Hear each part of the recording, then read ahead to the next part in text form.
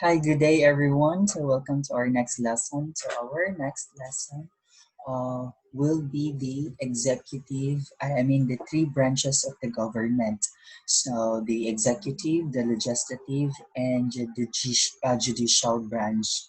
So this day, let me have you the screen share for the what we call the okay. We have here, as you have seen here, here a video presentation, three branches of the government in the Philippines. Okay, as we have here the legislative branch.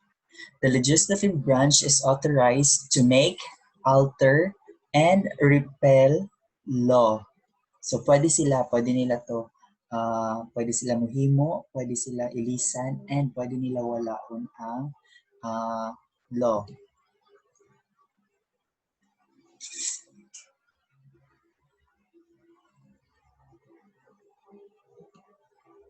Okay, we have here under a bicameral system. When we say bicameral system, it is divided into two, the upper house and the lower house, which is ang Congress. So mauna ang Congress divide into two, the upper house which belongs to senators and the lower house belongs to the House of Representatives or katotong mga congressman.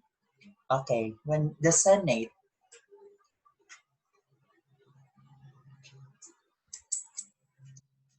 The Senate is composed of 24 senators who are elected large by the qualified voters of the Philippines in term of office and the senators in his 6 years. Okay, di ba, as you have observed, we have 12 senators kada election, tapos 12 6 years, every 3 years na ta mag-elect of senators, mag-una po siya. So katong 12, mabilin sa to sila para continue nila ilahang office. Then ang next na po na 12, sila na po to ang next para ma-continue na po sa ilang office for 6 years. Mag-expire man na dayon sila. So dili man sila magduha mag-expire. So mailisa na sila every 3 years. So our representatives, which is our congressmen,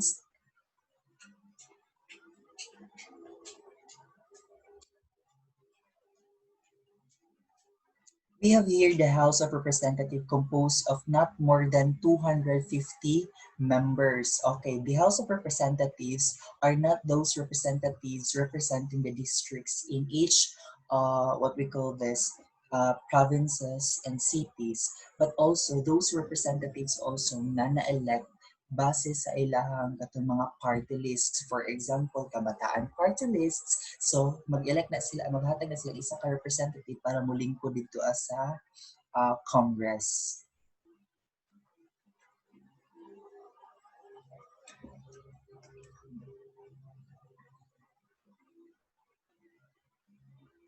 Okay. Unless otherwise fixed by the law, who are elected from districts of portion among provinces, cities, and metropolitan Manila area, and those who are elected, this is what I've said, party list system and registered national, regional, and sectoral parties of organizations. So, as you have observed, dili lang katong mga representatives nga sa atong distrito and sa metropolitan and of course sa mga cities and kay naapod to representatives sa mga party list systems. The term of office of members of the House Representative or Congressman is 3 years mo nang mailisan dahil siya. Here in Davao del Norte, we have sa District 1, Congressman Pantaleon Alvarez, and District 2, I guess it's Alan Duhali.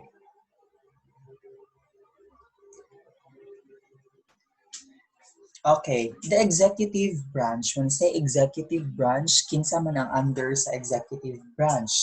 These are the president, the vice president, and the cabinet secretaries. The executive branch is headed by the President itself ang pinakataas na official sa Philippine Republic. Okay.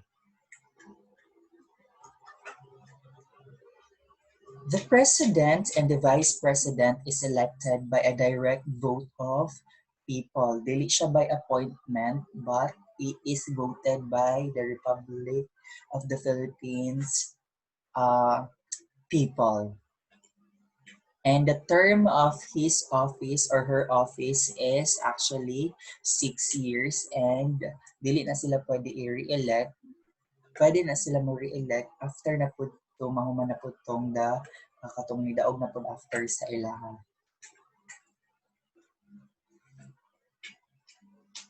The President is the Chief Executive and Commander-in-Chief of the Armed Forces of the Philippines. As you have remember, the katugong 40 itong sa tuod katong mga good na namatay, di ba?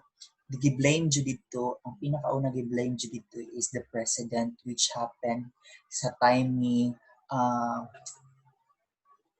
Benigno Aquino III, which is Noynoy Aquino, because as written in the Republic and in the Philippine Constitution, Article 7, that the President is the sole Chief Executive and Commander-in-Chief of the Armed Forces of the Philippines. So sa iyang magbase dyan ang tanang desisyon. The Constitution grants the President authority to appoint his cabinet, this department from the large portion of the country's bureaucracy. Diba, as you have observed, every term na magbago og president ang Republic of the Philippines, mabago po ang iyahang cabinet. This na siya 99.9% na mabago ang cabinet members niya because na siya the right to appoint and moagi ni siya sa commission and appointment. Kung kato iyang di pang appoint is ano ba siya kini eligible and pwede ba siya diraan nga position. The executive branch has the authority to administer the law primarily by bringing lawbreakers to trial, to appoint and officials and oversee the administration of the government responsibilities. So naa sila authority para mag-administer of laws para unsa man to create and para ma-establish ang better administration para po siya sa welfare sa tao and because that's part of their government responsibilities. Okay, we're now in the judicial branch. Judicial branch holds the power to settle controversies involving the rights that are legally demandable and enforceable. Okay, when we say judicial branch, sila ang naga-interpret sa katong batas or sa mga ipang-implement sa mga administration under the executive and legislative power. Kung upright ba na siya, kung tama ba na siya, and at the same time, ginatanaw nila kung align ba siya sa Philippine Constitution, which is the sole kining basihan sa tanan nga Republic Acts nga na batas diri sa Philippines.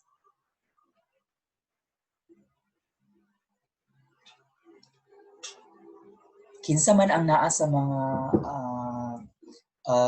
judicial branch, those are under the Supreme Court and katong mga kortes and mga judge nato.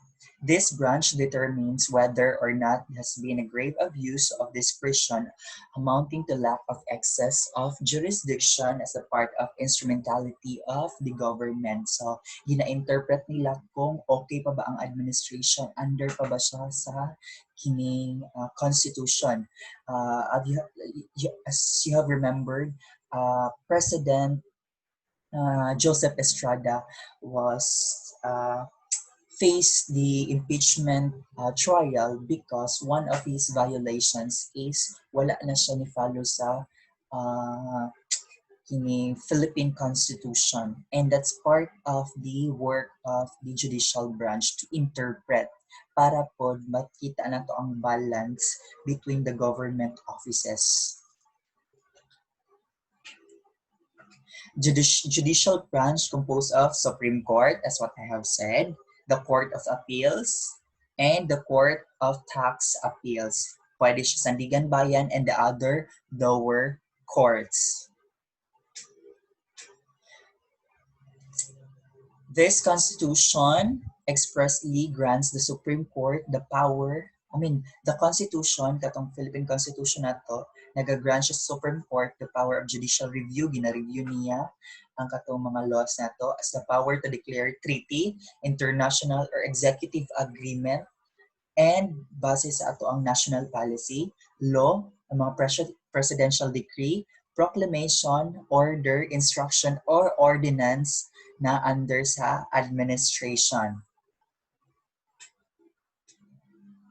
The division of powers also prevents the branch of the government from dominating the what we call